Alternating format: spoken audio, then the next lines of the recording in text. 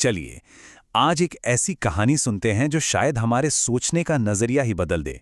ये कहानी है एक ऐसे सफर की जो जमीन से शुरू होकर आसमान तक पहुंचता है।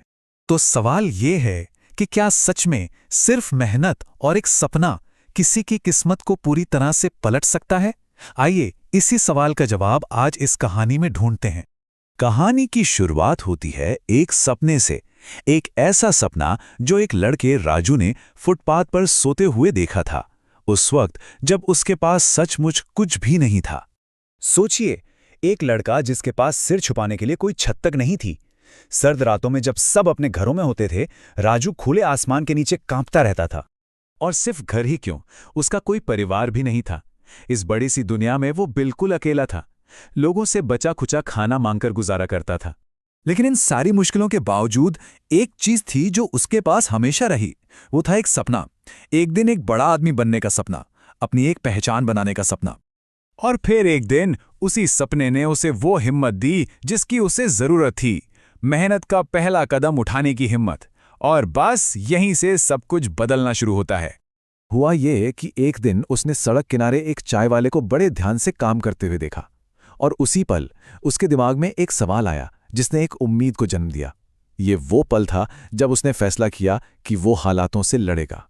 तो राजू गया उस चाय वाले के पास और काम मांगा। उसकी आंखों में एक सच्चाई थी जिसे देखकर अंकल ने उसे काम पर रख लिया। अब सुबह जल्दी उठना, दुकान साफ करना, पानी भरना और चाय देना, ये उसकी नई जिंदगी के पहले कदम थे। अब काम के बदले में उसे थोड़ा खाना और कुछ पैसे मिलने लगे। पर यहाँ एक बहुत ही जरूरी बात हुई। उसने उन पैसों को खर्च नहीं किया, बल्कि एक एक रुपया जोड़ना शुरू कर दिया।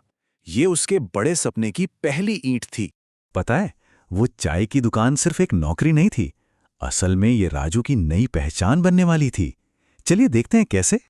देखिए, जब राजू ने अपनी छोटी सी चाय की रेहड़ी शुरू की तो रास्ता फूलों का नहीं था। एक तरफ मुश्किलें थीं, कभी ग्राहक ही नहीं आते तो कभी बारिश की वजह से सब बंद करना पड़ता। लेकिन दूसरी तरफ राजू के अपने सिद्धांत थे। उसने कभी हार नहीं मानी। वो हमेशा मुस्कुराकर लोगों से बात करता था। उसकी यही आदत उसकी सबसे बड़ी ताकत बनी। तो फिर हुआ क्या? होना क्या था? उसकी मेहनत और उसकी ईमानदारी रंग लाई। उसकी छोटी सी रेहड़ी धीरे धीरे इतनी मशहूर हो गई कि लोग दूर दूर से खास उसकी चाय पीने के लिए आने लगे। अब कहानी उस मोड़ पर आ गई थी जहां मेहनत का फल मिलने वाला था। वो छोटी सी रेहड़ी अब एक बड़े सफर की मंजिल बनने वाली थी। सब कुछ शुरू हुआ था बस इस एक छोटी सी चाय की रेहड़ी से। पर कहानी यहां खत्म नहीं हुई। जल्द ही वो रेहड़ी किराए की एक दुकान में बदल गई और वहां उसने नाश्ता भी बेचना शुरू कर दिया।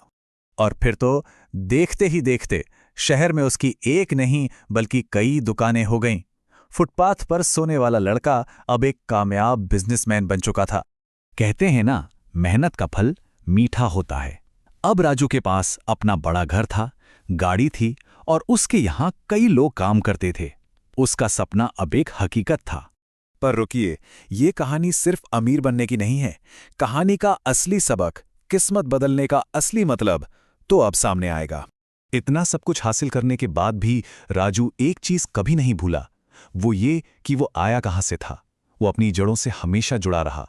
वो अक्सर फुटपाथ पर रहने वाले बच्चों से मिलता, उन्हें खाना खिलाता, उनकी मदद करता और उनसे कहता था, मैं भी कभी तुम्हारी तरह था। अगर मेहनत करके मैं यहां तक पहुंच सकता हूं तो तुम भी पहुंच सकते हो। ये सिर्फ शब्द नहीं थे, ये एक जीती जागती मिसाल थी। तो इस पूरी कहानी का निचोड़ क्या है? सबक यह है कि गरीबी कोई कमजोरी नहीं होती, वो बस एक चुनौती होती है। और इस चुनौती को मेहनत, लगन और ईमानदारी से जीता जा सकता है। और आखिर में ये सवाल कि अगर फुटपाथ पर सोने वाला एक अकेला लड़का अपनी किस्मत खुद लिख सकता है, तो फिर कोई और क्यों नहीं? ये सोचने वाली बात है।